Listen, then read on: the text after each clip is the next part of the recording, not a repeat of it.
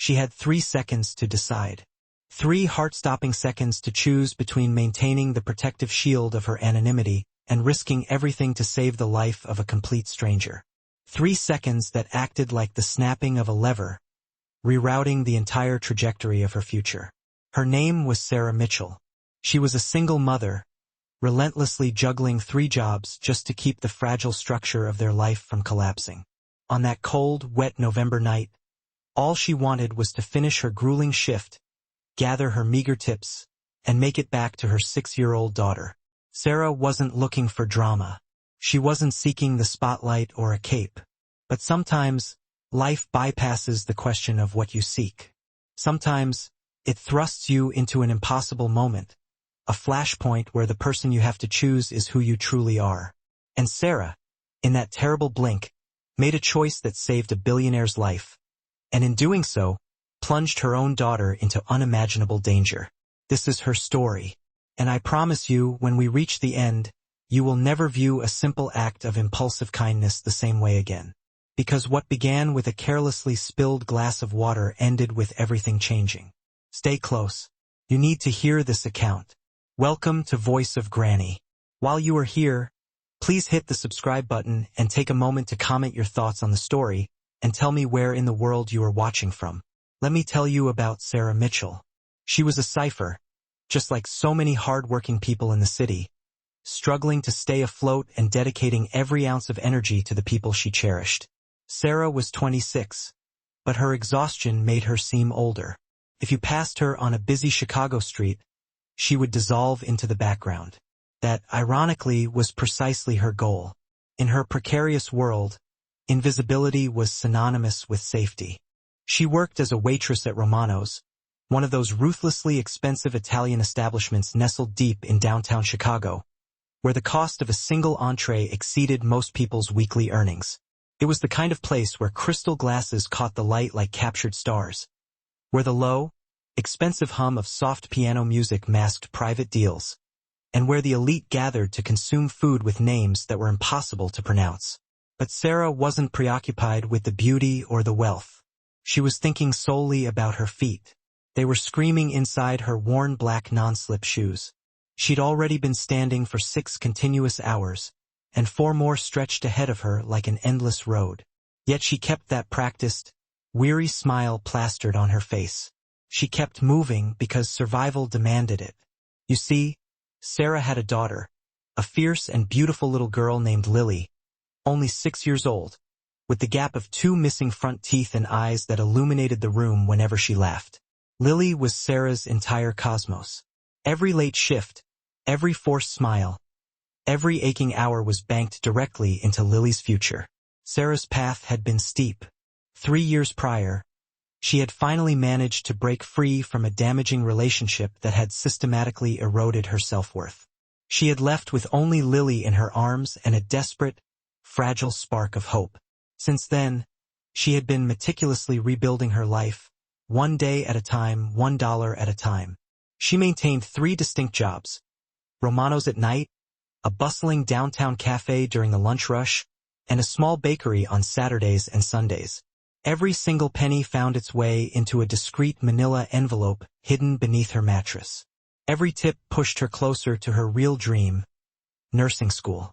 Sarah desperately wanted to help people, to heal them, to be more than just a ghost moving silently through wealthy rooms. But on that damp November night, everything changed irrevocably. The rain hammered down outside, turning the slick Chicago streets into reflective ribbons of light and darkness.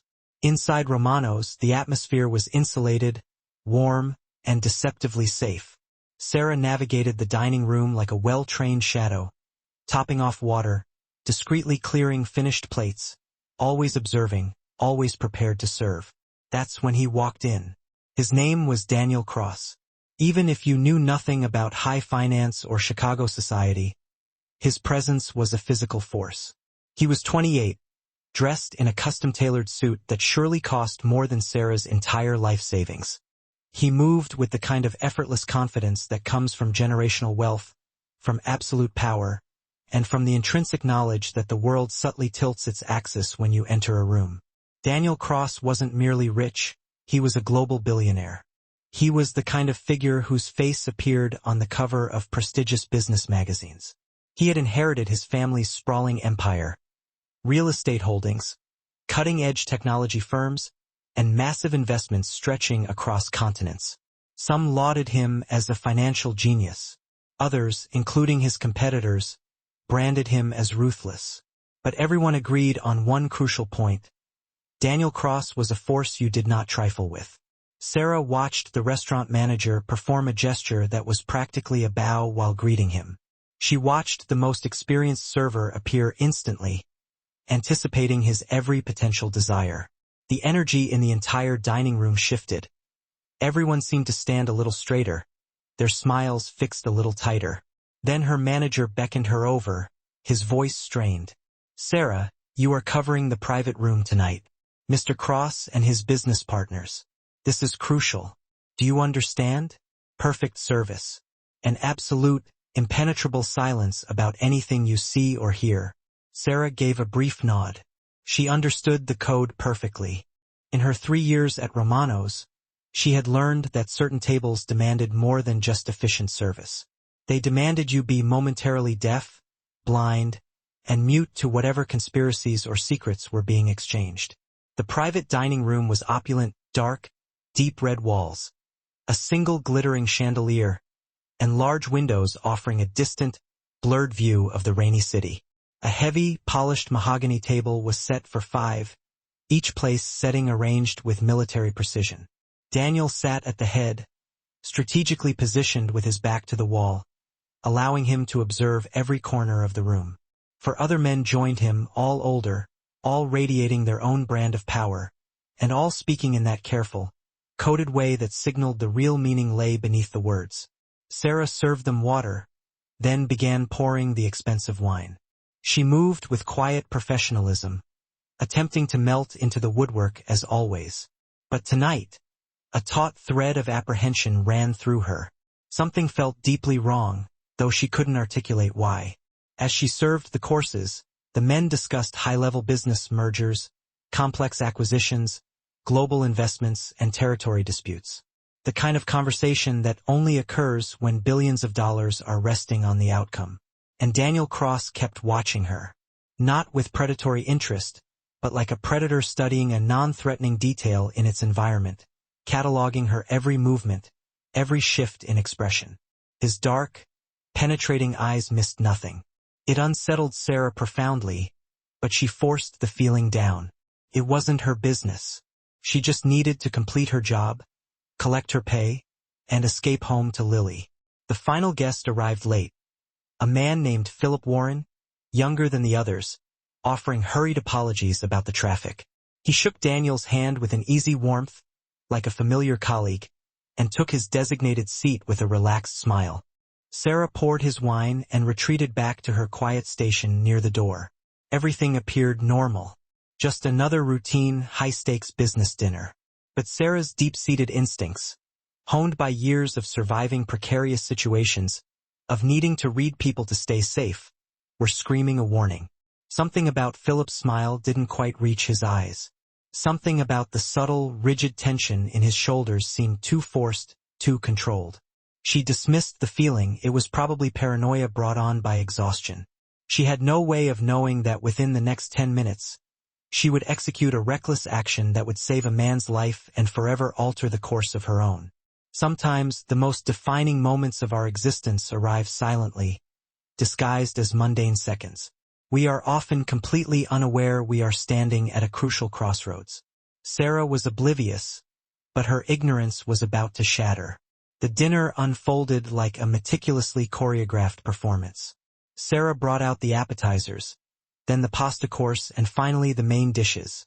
Expensive cuts of steak and fresh fish, cooked flawlessly. The men ate and talked, their intense conversation washing over her like sound around an immovable stone. She refilled glasses. She cleared plates. She offered a brief, professional smile when necessary and otherwise maintained strict silence. This was her role. This was what she did. Yet, the premonition of danger refused to dissipate.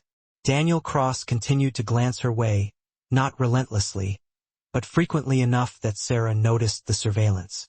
And Philip Warren, despite his jovial attempts, seemed increasingly coiled and nervous. Then it happened. Sarah was moving clockwise around the table, refilling water glasses. As she reached for Daniel's crystal tumbler, she saw Philip reach across the table. It looked innocent enough. He appeared to be reaching for the silver salt shaker. His free hand pointed casually at papers on the table, drawing attention to a supposed chart or graph, a perfect diversion. But Sarah saw what no one else did. Cradled in Philip's palm was a tiny, glass vial, so minute that a single blink would cause you to miss it. As his hand glided over Daniel's wine glass, a fraction of a second, barely perceptible, she saw his fingers subtly tilt. Something minute dropped into the dark, deep red of the wine, instantly dissolving, leaving no trace. Time compressed and stopped. Sarah's heart began to hammer against her ribs, a violent, panicked rhythm. Her brain screamed. Asterisk, had she truly seen that? Was she hallucinating from fatigue? Asterisk, perhaps it was just medication. Perhaps it was nothing. But the way Philip's eyes darted frantically around the room, checking if anyone had watched him, the mechanical smoothness of the movement, the way he instantly reverted to the business conversation, pretending nothing had occurred. Sarah knew. She knew with a cold, absolute certainty that a horrific crime had just taken place. And in approximately 30 seconds, Daniel Cross would raise that contaminated glass to his lips. Her mind flashed instantaneously to Lily, 6 years old, safe at home with their elderly neighbor, Mrs. Peterson. Lily needed her mother alive. Lily depended on Sarah making rational, safe decisions. Walking away now, pretending she saw nothing, would be the smart, the safe, the invisible thing to do. But Sarah also saw Daniel's profile. A human being, someone's son, perhaps a father or a brother. A person seconds away from drinking poison, completely unaware of the knife being held to his throat. Her body moved first. The decision was physical, bypassing her mind's attempts to stop her. As Sarah edged back toward Daniel's seat, her elbow executed a perfect, clumsy sweep, catching his water glass. The maneuver was flawlessly awkward, believable enough to be a genuine mistake, yet forceful enough to send the ice water gushing directly into his lap. "Oh my God!" Sarah gasped, her shock fully genuine, even though the action itself was calculated. "I am so terribly sorry. I am so sorry." Daniel stood up instantly, the expensive fabric of his trousers soaking wet. The entire table fell into a stunned, absolute silence. One of the older men let out a sudden, loud bark of nervous laughter, temporarily breaking the tension. But Daniel wasn't laughing. He was staring at Sarah with an intensity that sucked the air from her lungs. Not anger, she realized, but profound surprise mixed with something else she couldn't categorize. "It's fine," he said quietly, his voice carrying a steely edge that killed the nervous laughter instantly. "Accidents happen. Let me get towels," Sarah rushed out, already pivoting toward the kitchen. "And I will bring fresh water and wine immediately." In the chaos of the kitchen, her hands were shaking uncontrollably as she snatched up a stack of pristine linen napkins. Her manager materialized beside her, his face a mask of terror. "What happened out there?" he hissed. "I spilled water on Mr. Cross," Sarah managed, forcing her voice to remain level. "I need fresh linens and a new wine glass." The manager's eyes went wide. "On Daniel Cross?" "Sarah, it was an accident. I'll handle it." "I caused the accident," she insisted, returning with the supplies. She returned to the dining room, hyper-aware that 5 powerful men were watching her every move. Daniel had already sat back down, his expression completely unreadable, his suit jacket now damp. "Again, my deepest apologies, sir," Sarah said, laying the fresh linens down. "Let me immediately replace your glass of wine." As she reached for the contaminated wine glass, Daniel's hand moved with lightning speed, gripping her wrist. It was not a painful grip, but it was firm enough to be an absolute stop. Sarah froze, her heart hammering wildly against the bone of her chest. "Leave it," Daniel said softly, his eyes boring into hers. It was not a request. Sarah nodded once, acknowledging the command, and slowly stepped back. She watched Daniel calmly push the glass aside, moving it just out of reach. Then, he turned his attention back to his guests, back to the complex business discussion, acting as if the interruption had never occurred. But something had occurred. Sarah knew it, and judging by the sudden rigidity in Philip Warren's shoulders, he knew it too. The remainder of the dinner passed in a pressurized haze. Sarah served dessert with robotic precision. The conversation at the table had become strained, far more forced and uncomfortable than before. Philip grew quieter, drinking only water. Daniel barely spoke, but his eyes never stopped moving, always watching. When Philip excused himself abruptly to use the restroom, Sarah was clearing the main plates. She couldn't help but notice the dark, calculating intensity in Daniel's gaze as he tracked Philip's exit. 5 minutes later, a commotion broke the tense silence. Philip emerged from the restroom, leaning heavily on 2 startled servers, his face sickly pale and beaded with sweat. He looked moments away from collapse. "I'm fine," Philip insisted weakly, though the lie was obvious. "Just felt suddenly ill. Must be a bad flu." One of the partners leaped up. "You look terrible.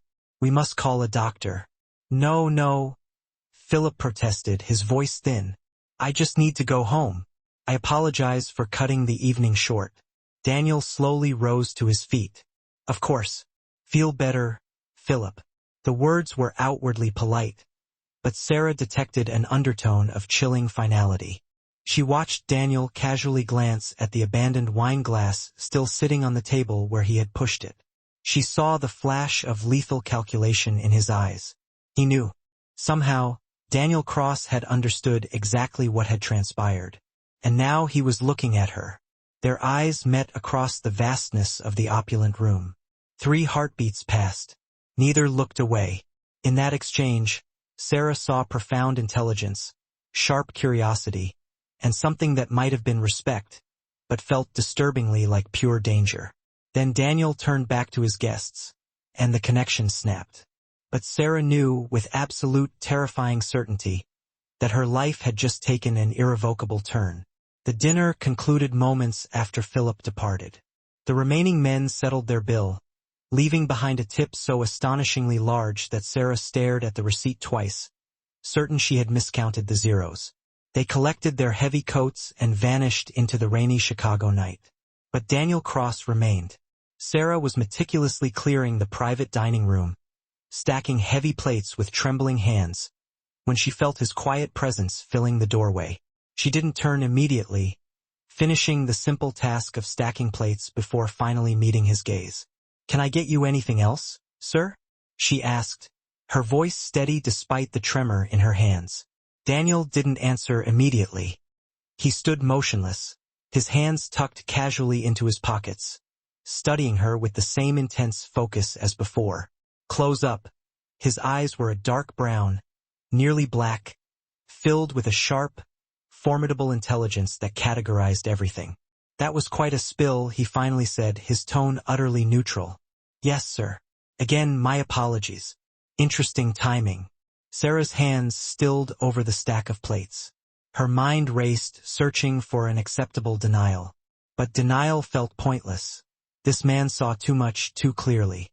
"Sometimes accidents happen at the right moment," she said carefully, choosing her words like stepping stones across water. The corner of Daniel's mouth twitched. Not quite a smile, but a hint of acknowledgement. "Indeed." He reached into the inner pocket of his suit jacket and produced a thick fold of $100 bills. Hundreds. More money than Sarah earned in 2 weeks of ceaseless work. He placed the stack neatly on the table. "For the inconvenience," he stated. "And the dry cleaning." Sarah looked at the money, then back up at his imposing face.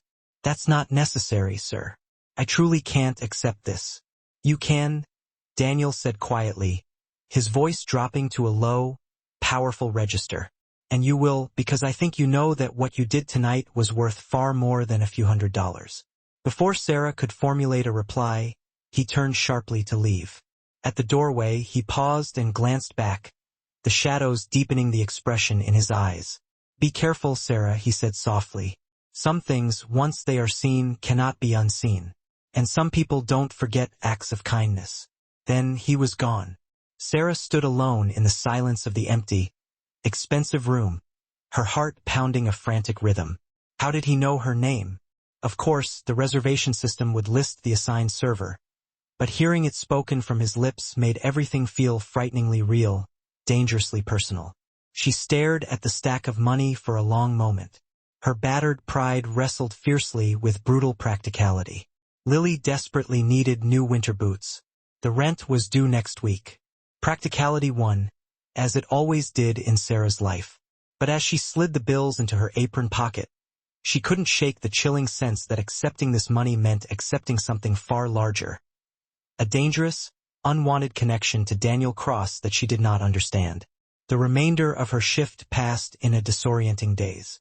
She served other tables, smiled at other anonymous customers, but her thoughts continually cycled back to that single, terrifying moment.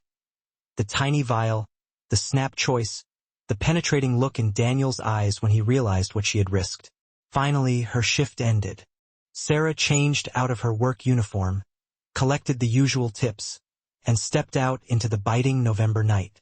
The rain had ceased, but the streets were slick, reflecting the neon city lights in shimmering pools of color. The subway ride home to her humble neighborhood felt unusually long. Every face seemed suspicious. Every casual glance felt weighted with unknown meaning. Sarah desperately tried to tell herself she was simply being paranoid, but the cold, heavy sense of unease settled deep in her chest. Her apartment was small. Just 2 bedrooms in a pre-war building where the heat was temperamental and the pipes groaned ominously. But it was hers. It was safe. It was home. Mrs. Peterson, her kind, elderly neighbor who watched Lily during the late shifts, was dozing lightly on the threadbare couch when Sarah arrived. She woke with a start. "Oh, Sarah, dear." Lily was perfect, as always. "She's been asleep since 8:30. "Thank you so much, Mrs. Peterson." Sarah pressed money into the older woman's hand. Less than she wished she could afford, but every available penny.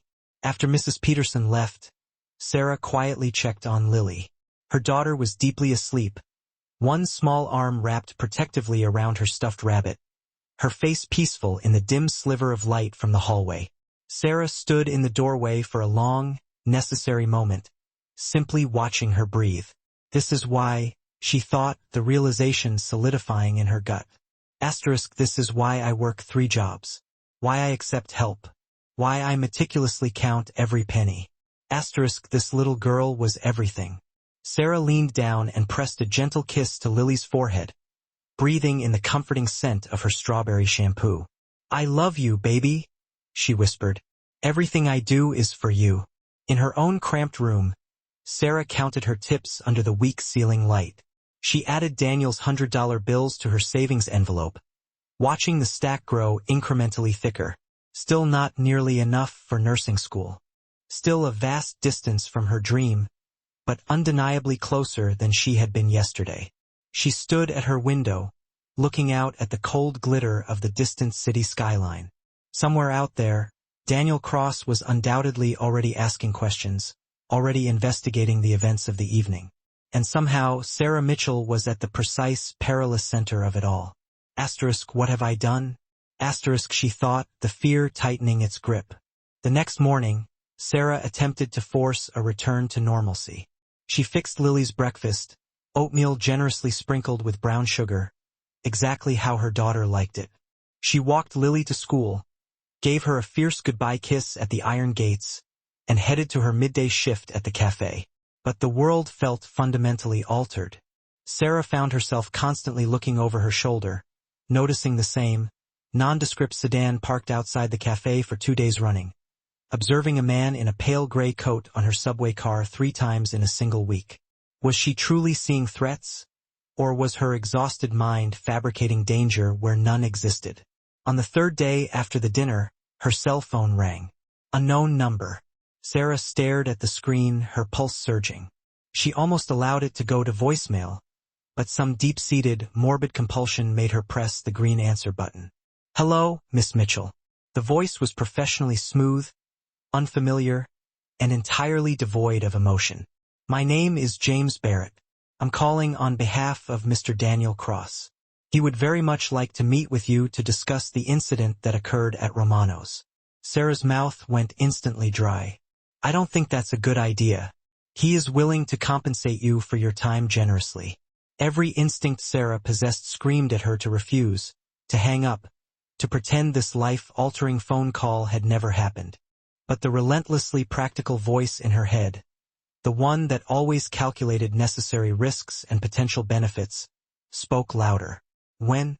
she heard herself ask. "Tonight, 7 p.m.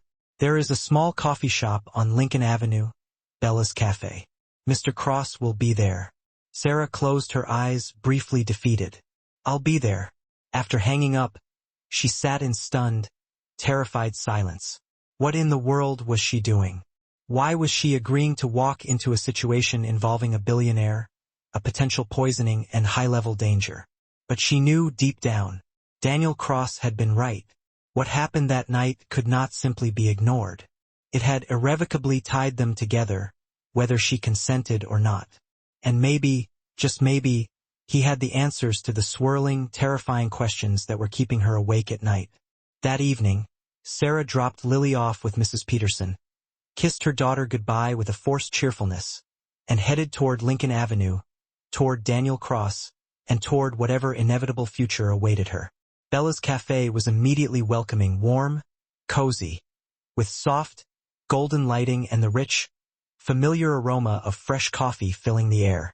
Small wooden tables were scattered throughout the space, occupied by students with laptops, young couples sharing dessert, and solitary readers tucked into corners. Sarah spotted Daniel instantly. He was sitting at a table tucked away in the back, a small cup of espresso resting untouched before him. When he saw her enter, he immediately stood, a gesture of unexpected, old-world courtesy. "Miss Mitchell," he said, his voice low and formal. "Thank you for coming." "I'm not sure I had much choice," Sarah replied, choosing the seat directly across from him.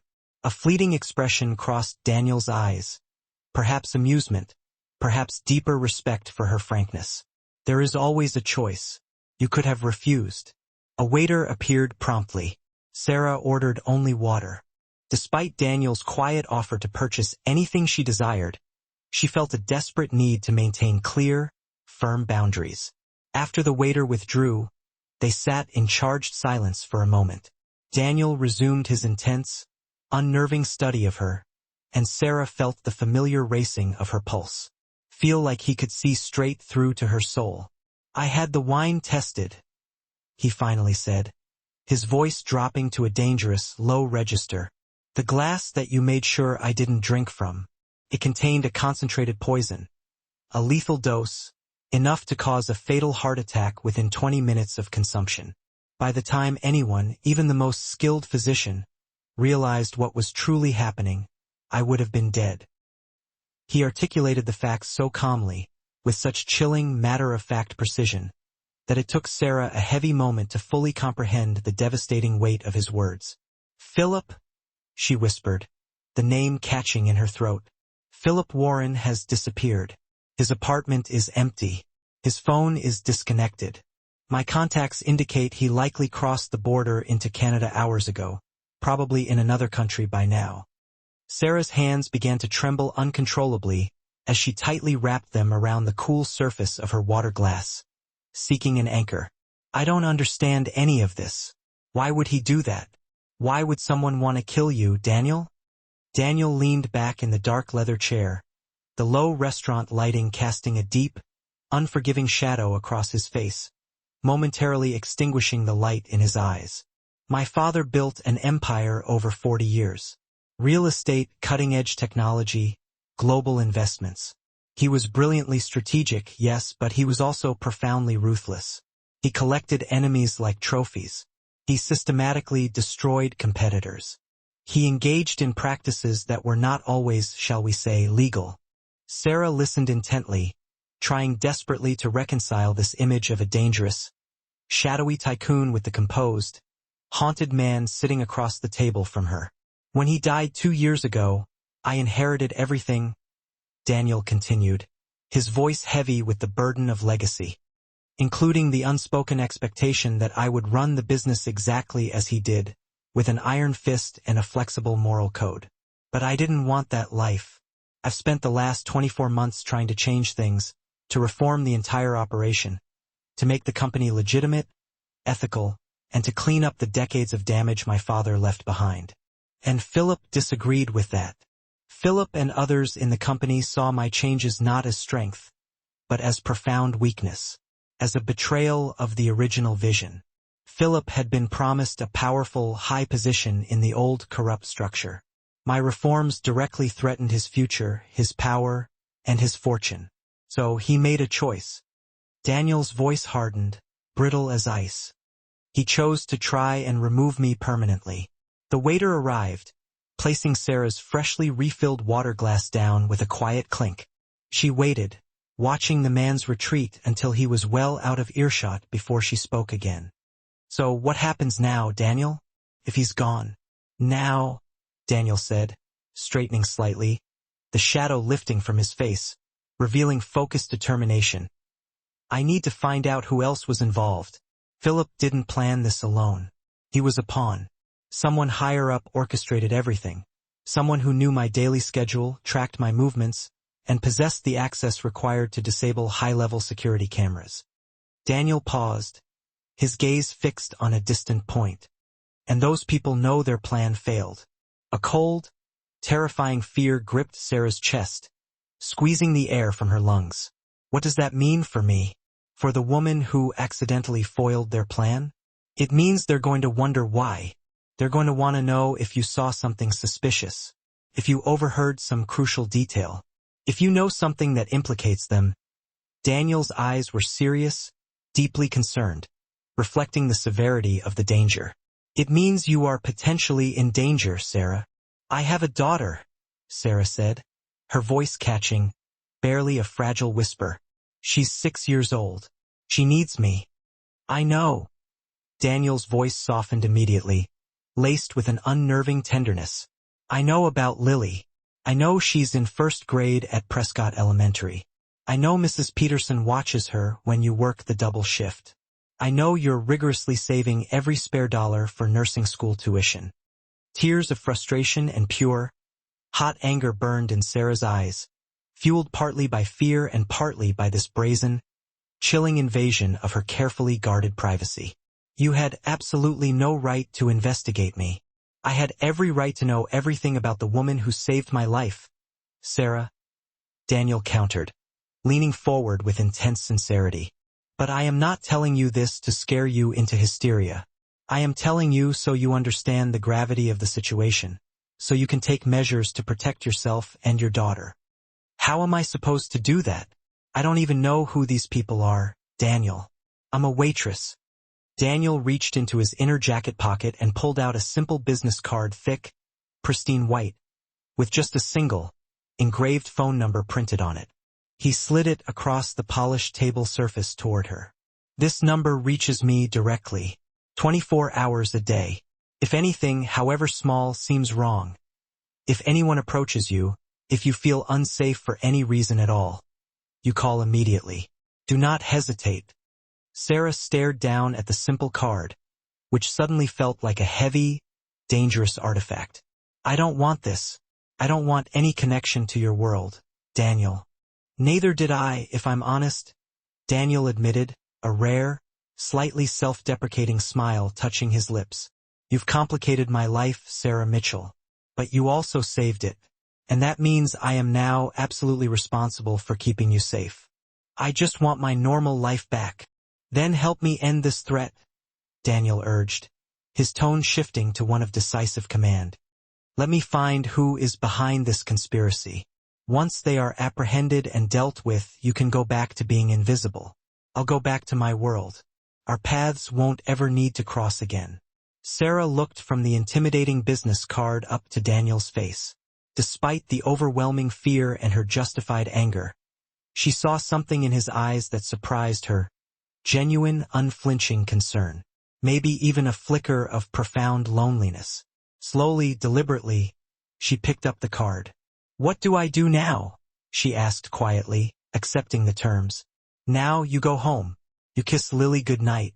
You go to work tomorrow like nothing at all has changed, he instructed. But you stay alert. You trust your instincts. They've served you well so far. He paused, his expression solemn. And Sarah, thank you. Not many people would have done what you did for a complete stranger. Then, with the practiced efficiency of a man always in motion, he stood, quietly placed a stack of cash on the table for their drinks, and walked out of the cafe and into the bustling Chicago night. Sarah sat alone for several more minutes, the simple business card feeling impossibly heavy in her skirt pocket. Through the rain-streaked cafe window, she watched the endless stream of people walking past. Normal people living normal lives, utterly unaware of the danger and seismic complications that had suddenly and violently entered hers. Finally, she stood and headed home to Lily, to the cramped, familiar apartment that suddenly didn't feel quite as safe as it used to. But as she rode the subway through the dark tunnels beneath the city, Sarah made herself a solemn promise. Whatever it took, she would protect her daughter. Even if that meant accepting the help of a billionaire she barely knew. Even if that meant stepping further into a dark world she didn't understand. Because that's what mothers do. They survive. They adapt. They do whatever is necessary to keep their children safe from harm. And Sarah Mitchell, Daniel knew, was very good at surviving. The next few days passed in a disorienting fog of fear and painful hypervigilance. Sarah maintained her normal routine, early morning cafe shifts, picking up Lily from school, the hectic evening shifts at Romano's, but nothing felt remotely normal anymore. She noticed everything. The same nondescript man who rode her subway car 2 mornings in a row, reading a newspaper that never seemed to turn a page. The woman who seemed to be watching her building from across the street every afternoon. The dark sedan that idled outside her building with its engine running, always silent, no one ever getting out. Were these real threats orchestrated by the conspirators? Or was she simply seeing danger manifested in every shadow and every chance occurrence? Lily noticed her distraction. "Mommy, you're not listening," she complained one evening as they chopped vegetables and boiled pasta together for dinner. "I'm sorry, sweetheart." Sarah forced herself to pull her mind back, forcing focus onto her daughter, on this simple, beautiful moment of domestic peace. "What were you saying?" "I asked if you can come to career day at school next week," Lily repeated, her small brow furrowed with seriousness. "We're supposed to bring our parents to talk about their jobs." Sarah's heart squeezed with a familiar ache of inadequacy. Career day, where other parents would talk about being successful doctors, powerful lawyers, or groundbreaking engineers, and she would be what? The waitress who worked 3 grueling jobs just to barely make ends meet. "I'll try, baby." Mommy has to check her schedule very carefully. "Jessica's mom is a veterinarian," Lily said wistfully, sighing. "She gets to help animals every day." "That's wonderful," Sarah said softly, then knelt down beside her daughter, bringing their eyes level. "But you know what? Every job is important. Everyone who works hard and tries to help others, that matters the most." "What do you want to be, Mommy?" The question, asked with such innocent, devastating sincerity, nearly broke her composure. "I want to be a nurse. I want to help people who are sick or hurt and make them better." "Like a superhero?" Sarah smiled faintly, despite everything. "Something like that, yes." "Then you should do it," Lily declared with the absolute unquestioning certainty of childhood. "You can be anything you want, Mommy." If only it were that simple, Sarah thought, standing back up to finish the dinner prep. That night, well after Lily had fallen into a deep sleep, Sarah's phone rang. *unknown number. Her heart seized in her chest. She answered on the second ring, her voice tight. "Hello, Miss Mitchell." The voice on the other end was rough, processed, and devoid of warmth. "This is Detective Frank Morrison with the Chicago Police Department. I need to ask you some questions about an incident at Romano's restaurant on November 14th. Sarah's blood turned instantly cold. "What kind of incident?" "I'd prefer to discuss the specifics in person, Miss Mitchell. Can you come down to the station tomorrow morning?" "I work tomorrow morning." "This is important, Miss Mitchell. A man is dead." The world tilted violently beneath Sarah's feet. "What? Who?" Philip Warren. His body was recovered from the river this morning. Preliminary evidence suggests poisoning. We have multiple witnesses placing him at Romano's the night before he died. You served his table, Miss Mitchell. Sarah's hands shook so violently she nearly dropped the phone. I don't know anything about that, I swear. I'm sure you don't, but you might have seen something important without realizing it. Please, Miss Mitchell. 10 a.m. sharp tomorrow. District 12 on Michigan Avenue. The line went dead with a harsh click. Sarah sat frozen on the edge of her bed, her mind a terrifying whirlwind of panic. Then, with fingers that barely obeyed her, she pulled Daniel's simple business card from her pocket and dialed the number. He answered immediately before the first full ring could complete. Sarah. Just her name, but the way he said it, like he'd been expecting her call, like he'd been waiting by the phone, sent a wave of profound, unexpected relief flooding through her. The police called, she managed, her voice barely steady. They said Philip Warren is dead. They want me to come in for questioning tomorrow morning. There was a brief, silent pause on Daniel's end. Don't go. What? I can't just ignore the police, Daniel. They said a man is dead. That wasn't a real detective, Sarah. It was a fishing expedition. Daniel's voice was calm, but absolute and unwavering. The Chicago PD does not call witnesses at 10 o'clock at night and ask them to come in the next day. They show up at your door with a badge and a uniformed partner. That was someone pretending to be police, attempting to scare you into revealing information. How do you know? How can you be so certain? Because Philip Warren isn't dead, Daniel revealed, his tone betraying cold certainty. He's currently hiding in Montreal, registered in a hotel under a very clumsy fake name. My people located him this afternoon. A terrifying new fear instantly replaced the old panic. Then who was on the phone? Someone who desperately wants to know what you saw. Someone who is trying to push you toward revealing information that could threaten the true conspirators. Sarah heard movement on his end, the sound of a chair scraping back. Where are you right now? Home. Lily's asleep. Lock your doors. Don't open them for anyone, under any circumstance. I'm sending professional security personnel to watch your building tonight. They'll be there in 5 minutes. Daniel, I can't live like this. I can't have my daughter living in this kind of constant fear. I know. His voice softened, laced with unexpected empathy. I know this isn't fair, Sarah. But right now, my only priority is keeping you and Lily safe. Tomorrow, we will figure out the next steps. What steps? How does this ever end? Trust me, please. After they hung up, Sarah performed a methodical circuit of the small apartment, checking every lock, every window latch, her hands shaking violently.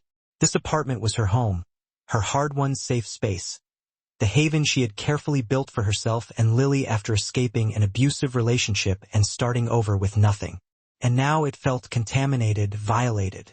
She stood in Lily's doorway, watching her daughter sleep peacefully, one arm wrapped tightly around her stuffed rabbit, Mr. Floppy. Lily had no idea their world had fundamentally changed. No idea her mother had made a single choice that had drawn them into something exponentially dangerous and impossibly complicated. Sarah made a silent, fierce promise to that sleeping child. Whatever it took, she would keep Lily safe, even if that meant accepting absolute protection from Daniel Cross. Around 3 a.m., Sarah heard it. A small, almost imperceptible sound of metal against metal. Someone testing her doorknob, checking carefully if it was locked. She froze, every muscle tight, her heart hammering against her ribs like a trapped bird. The sound stopped. Then came a soft, hesitant knock, barely audible against the silence of the night. She didn't move. She didn't breathe. After what felt like an eternity, footsteps retreated rapidly down the hallway. Sarah scrambled for her phone with trembling hands. Before she could even dial Daniel's number, a text message came through instantly from him. *, my security team just confronted someone outside your building. Male, approximately 30 years old. He claimed to be looking for apartment 4B. Your building only goes to 3F. He left immediately when challenged. Are you and Lily okay? *, Sarah typed back frantically. *, we're fine. Scared but fine. Asterisk the response came instantly.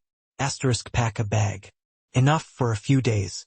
We're moving you somewhere safe. Now. Asterisk. I can't just leave. I have work. Lily has school. Call in sick to both jobs. Lily can miss a few days of first grade.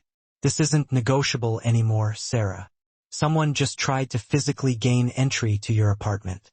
Sarah looked around her small, familiar home. The place that represented everything she'd fought for, everything she'd built. But then she thought about that doorknob turning, about the presence just outside her fragile boundary. She typed back, asterisk 1 hour. Be ready. Asterisk Sarah moved through the apartment in a daze, packing clothes and Lily's favorite toys and books. How did you explain this kind of sudden, frantic flight to a 6-year-old? How did you make running for your life sound like a spontaneous, exciting adventure? At 4:30 a.m., she gently woke her daughter. Lily, sweetheart, we're going on a little trip right now. Where? Lily blinked sleepily up at her. Somewhere safe. Somewhere very nice. But we need to go right now. Okay. Can Mr. Floppy come? She held up her cherished stuffed rabbit. Mr. Floppy definitely comes. By 5 a.m., they stood outside their building, 2 packed duffel bags sitting on the cold pavement beside them. A sleek, powerful black car pulled up, expensive and imposing, its windows deeply tinted. A professionally dressed man stepped out and showed Sarah identification and a protective services badge. Miss Mitchell, I'm with Mr. Cross's protective services. He sent me. They climbed into the back. Lily immediately pressed her face to the window, watching the silent city pass by as the first faint light of dawn began to illuminate the eastern sky. Sarah held her daughter close, trying desperately not to think about whether she'd ever see their modest apartment again. They drove for about an hour, quickly leaving the dense urban core of Chicago behind. Eventually, they turned into a long, winding, secluded driveway leading to a magnificent house. White with elegant blue shutters, surrounded by dense, protective trees. The kind of place Sarah had only ever glanced at in glossy magazines. Daniel stood waiting on the front porch, a steaming coffee mug in hand, watching their arrival with a steady, proprietary gaze. As Sarah stepped out of the black car, carrying Lily sleeping soundly in her arms, the morning sun breaking goldenly over the treetops, she felt like she was crossing a serious threshold, one she could never uncross.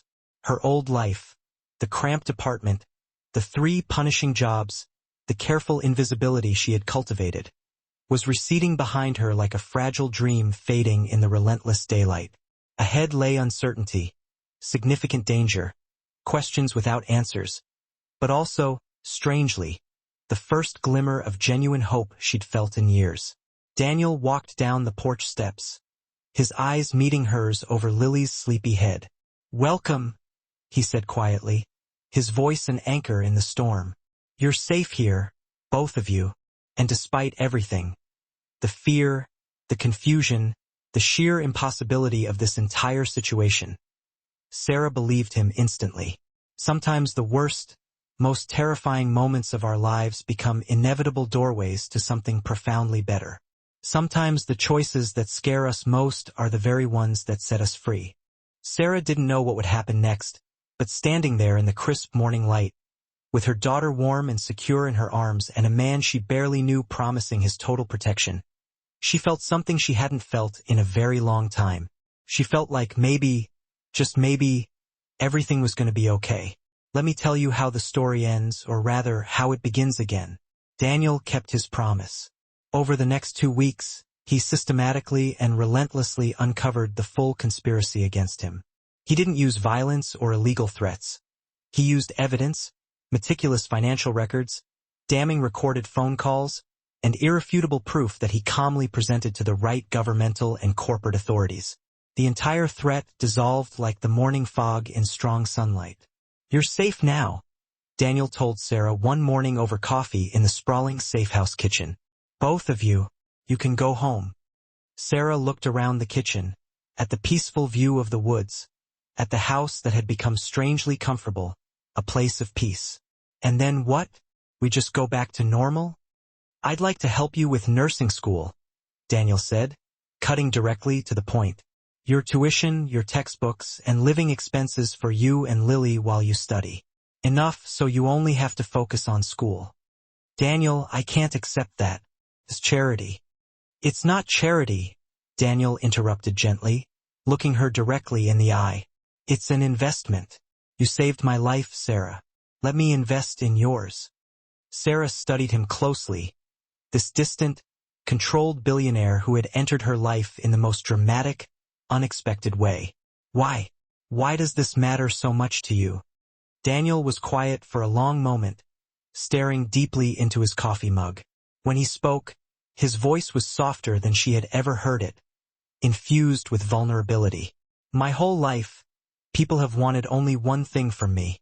My money, my connections, my power. They smile and pretend and spend every moment calculating what they can gain from me." He looked up at her, his dark eyes vulnerable. "But you, Sarah, you risked everything for a perfect stranger. You expected nothing in return, you just acted. You reminded me that pure, uncalculated goodness still exists in this world." Tears pricked Sarah's eyes. "I just did what anyone should do." "But most people don't," Daniel countered. "That's what makes it extraordinary."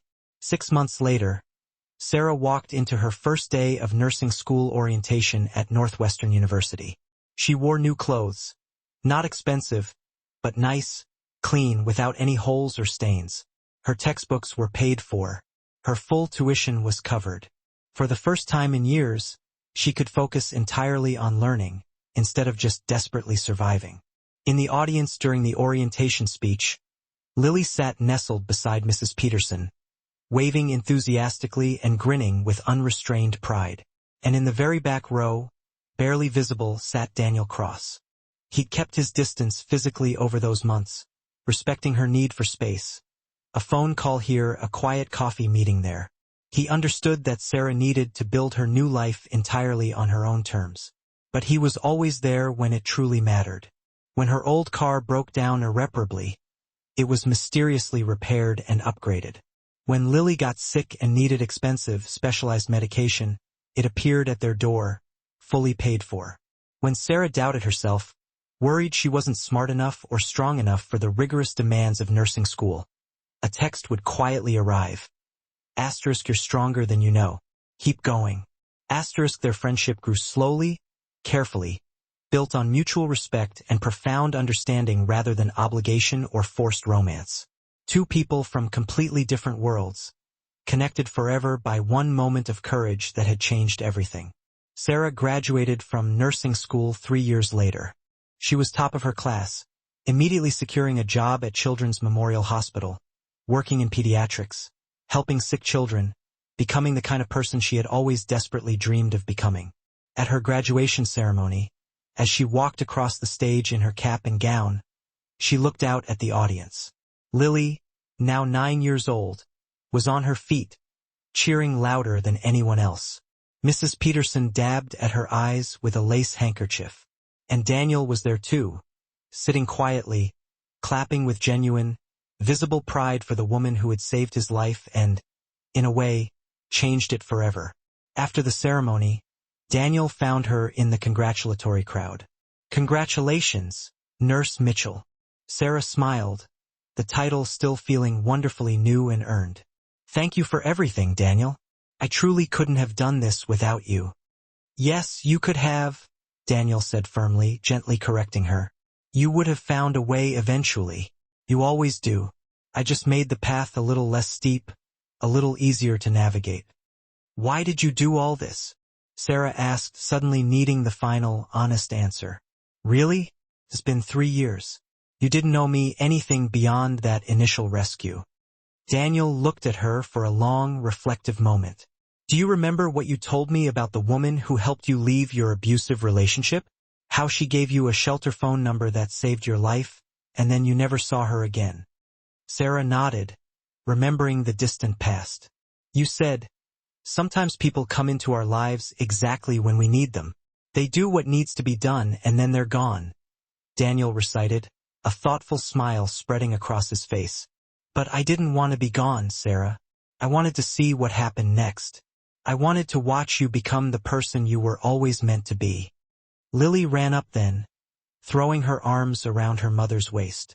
Mama, you did it. You're a real nurse now. Sarah hugged her daughter tight, breathing in the sweet strawberry scent of her hair, feeling the immense weight of how far they had traveled. From that tiny, fear-filled apartment where they'd counted pennies and worried about every impending bill, to this moment, graduation, a stable, meaningful job, a future that looked bright instead of desperate. I did it, baby, Sarah whispered, tears blurring her vision. We did it. That evening, Sarah, Lily, Daniel, and Mrs. Peterson went to dinner at a beautiful, upscale restaurant. Not Romano's. Sarah had quit that job the day she started nursing school.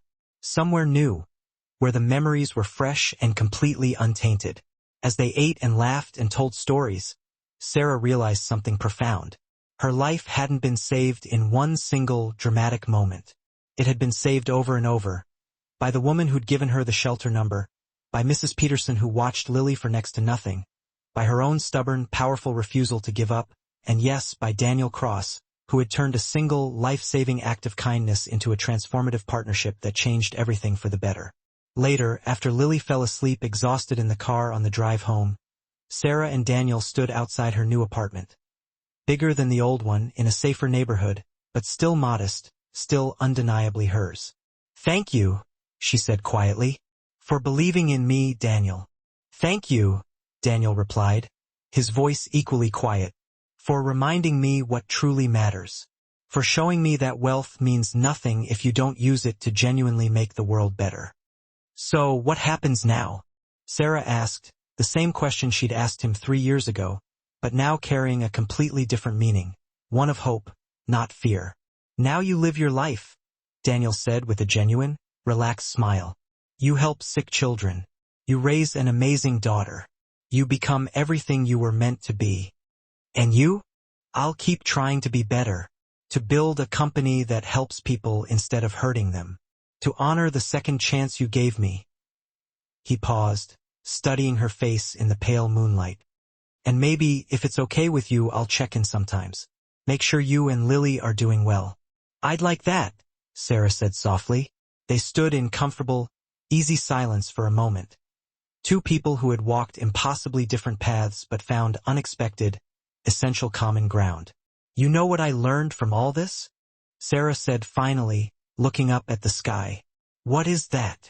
That one choice, one single moment of courage, can change absolutely everything. One decision to do the right thing, even when it's terrifying, is the only thing that separates the life we have from the life we deserve. The risk was terrifying. It doesn't just stop at the moment, Sarah continued, her voice soft but firm. It ripples out in ways you can never predict, affecting people you don't even know exist. She tilted her head back, gazing into the smog-filtered night sky where only the brightest stars managed to pierce the glare of the city below. That woman at the pharmacy, the one who gave me the lifeline of that phone number, she acted on instinct. She never learned the aftermath. She never knew the magnitude of her action, that she hadn't just saved me from a desperate choice, but that she had saved 2 futures, mine and Lily's. And me? When I deliberately knocked over that water glass on a tray table 3 years ago, I was only trying to buy 5 chaotic seconds. I couldn't have comprehended that one clumsy, calculated mistake would become the keystone for my entire future. The universe has an astonishingly subtle, complex way of braiding together the threads of people who desperately need one another, Daniel observed, his tone measured and thoughtful. He saw the pattern now, clearer than any spreadsheet. Maybe that is the real story, Sarah mused, her gaze meeting his. We got so caught up in the drama. The danger, the corporate conspiracies, the improbable pairing of the cynical billionaire and the struggling waitress. But beneath all that, it's fundamentally about human interconnectedness. It's about how one seemingly random act of kindness can generate powerful waves that touch and redefine lives the giver will never even know about. Daniel offered a slight, acknowledging nod, and how the smallest, most unassuming acts of courage, a split-second decision against fear, can actually change the trajectory of the world. Sarah smiled, a genuine warm smile born of profound relief. Or at least changed two very important worlds, yours and mine. The gravel crunched softly under the tires of Daniel's car as he pulled away, leaving Sarah standing alone in the quiet halo of the porch light. The heavy weight she had carried for 3 years finally felt lifted. She slipped inside and moved quietly through the hallway, heading straight upstairs to check on Lily. Mrs. Peterson, the neighbor who had become an accidental guardian angel that evening, had tucked her in earlier. Her daughter was sprawled innocently across the large bed, sleeping deeply and peacefully, the plush ears of her favorite stuffed rabbit, Barnaby, tucked tightly under one dimpled arm. Lily remained blessedly unaware of the labyrinthine choices, the high stakes, and the near misses that had played out downstairs. She was completely oblivious to how drastically different her reality, her very existence, would have been if her mother had chosen silence, or fear, or desperation that cold November night 3 years prior. Sarah paused in the doorway, just watching her daughter's chest rise and fall rhythmically. She allowed herself a moment of quiet gratitude, mentally cataloging the blessings she now possessed. A secure, meaningful job utilizing her training as a nurse, a safe, stable home, and a future path now paved with possibility rather than choked by desperation. And there was the highly unlikely friendship with Daniel, a man who had entered her life as a complete stranger and had evolved into something much deeper than she could have imagined. It wasn't the fiery drama of romantic love, but a connection arguably more rare and enduring, mutual, hard-won respect, a shared understanding forged in crisis, and the profound, unbreakable bond between two individuals who, in separate and unexpected ways, had profoundly saved one another's lives. Her thoughts drifted back to the kind, anonymous woman at the late-night pharmacy counter who had offered that crucial piece of paper. Sarah wondered about her current life, hoping desperately that she somehow understood the magnificent scope of the ripple effect she had started. Because of that single small act of defiance against fear, a dedicated nurse would go on to treat and comfort hundreds of vulnerable, sick children. A little girl would grow up secure and wholly loved. Sarah's life was now fully meaningful. "Thank you," Sarah whispered into the silent room, addressing that unknown benefactor across the years. "Thank you for showing me exactly what genuine, quiet courage looks like." In that moment, watching Lily sleep, Sarah formalized a promise to herself, a solemn vow. She would commit to being that person for someone else. Whenever she witnessed someone struggling in the shadows, someone paralyzed by fear, someone desperately needing a lifeline, she wouldn't hesitate. She would intervene. She would be brave, not reckless, but deliberate. She would symbolically spill the water glass for them. That's ultimately how the world truly changes, she realized. Not through history book grand gestures or media-hyped dramatic heroics, but through ordinary, flawed people making extraordinary, crucial choices during seemingly small moments. It happens through empathy and kindness rippling outward, subtle waves on the surface of the world, touching lives in positive ways that can never be fully quantified or measured. For too long, Sarah Mitchell had been invisible. A woman simply focused on survival, shielding her daughter, desperately trying to grit her teeth and get through each day. But now she was irrevocably changed. She was visible.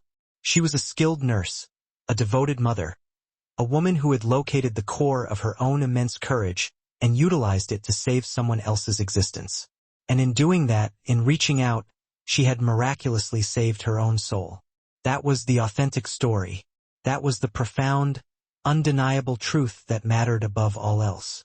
One crucial choice, one singular moment of decision, one small, spilled glass of water, and absolutely everything had changed. The end. A note to the listener. We are all presented with moments akin to the one Sarah faced. Critical junctures where we witness an injustice, a moment of deep vulnerability, or something profoundly wrong, forcing us to choose between immediate action and convenient avoidance. These are times when stepping in to help someone else carries a potential cost. It might involve significant risk, inconvenience, or the complex entanglement of our own carefully constructed lives. This narrative serves as a stark and beautiful reminder that those very moments define us. True courage is rarely the stuff of legend, of fighting metaphorical dragons or single-handedly saving the world from catastrophe. Sometimes, courage looks precisely like a harried waitress deliberately knocking over a glass of water to buy vital seconds. Sometimes, it manifests as an anonymous, older woman reaching out to hand a desperate stranger a scribbled phone number. Often, courage is simply the quiet, difficult choice of embracing kindness and empathy when yielding to fear or apathy would be exponentially easier. That immense power resides within you, too. Every single day presents an opportunity to be the person who intervenes instead of diverting their gaze. To be the one who offers help instead of coldly ignoring a silent plea. To be the one who intentionally spills the water glass when another person's well-being hangs precariously in the balance. You can never fully comprehend the extent of those future ripples. You cannot predict whose world you might rescue. Therefore, choose bravery. Choose kindness. Be the person who acts, because the world requires more people like Sarah Mitchell, ordinary individuals capable of making extraordinary, defining choices in those most crucial moments. The world needs people who understand that visibility comes from moral conviction. My flat sings wipers to the sky.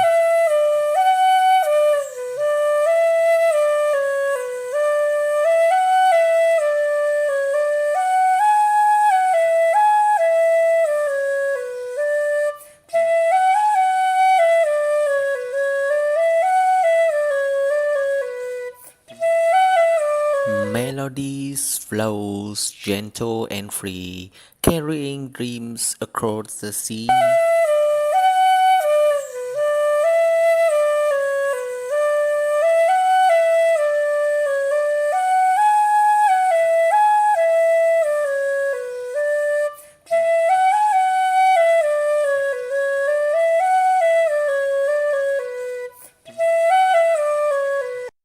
In every note a piece of me, forever here in harmony.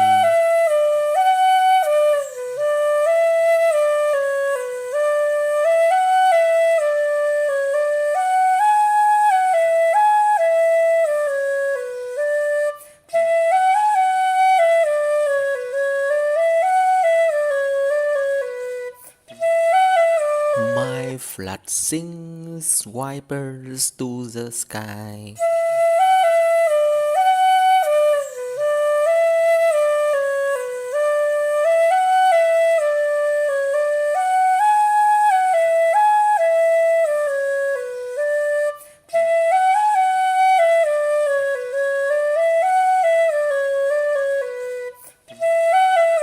Melodies flows gentle and free, carrying dreams across the sea.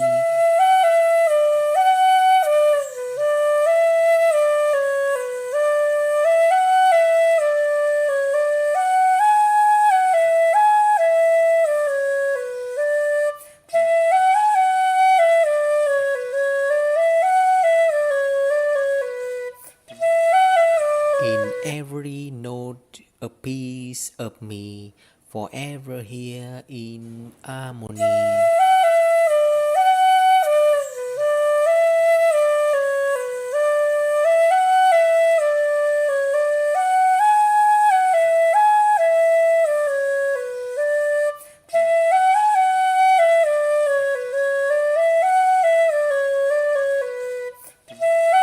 Music lives inside my heart.